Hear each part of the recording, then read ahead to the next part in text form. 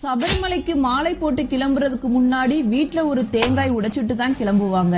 அதே மாதிரி சபரிமலையில இருந்து திரும்பியதும் ஒரு தேங்காய் உடைச்சிட்டு தான் வீட்டுக்குள்ளேயே போவாங்க. அதற்கு காரணம் என்னன்னு தெரியுமா?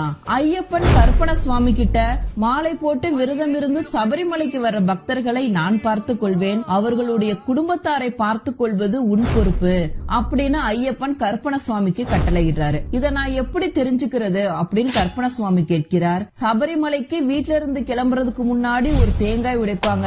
அந்த தேங்காய் சத்தத்தை கேட்ட உடனே அவங்க வீட்டுல போய் நீ காவலா இருக்கணும் அப்படின்னு சொல்றாரு. எவ்வளவு நாள் நான் காவலா இருக்கிறது அப்படின்னு கற்பன சுவாமி கேட்கிறார். சபரிமலையில இருந்து திரும்பி வர்றப்ப இன்னொரு தேங்காய் உடைப்பாங்க. அந்த தேங்காய் சத்தத்தை கேட்டதும் நீ கிளம்பலாம் அப்படின்னு ஐயப்பன் கற்பன சுவாமி கிட்ட சொல்றாரு.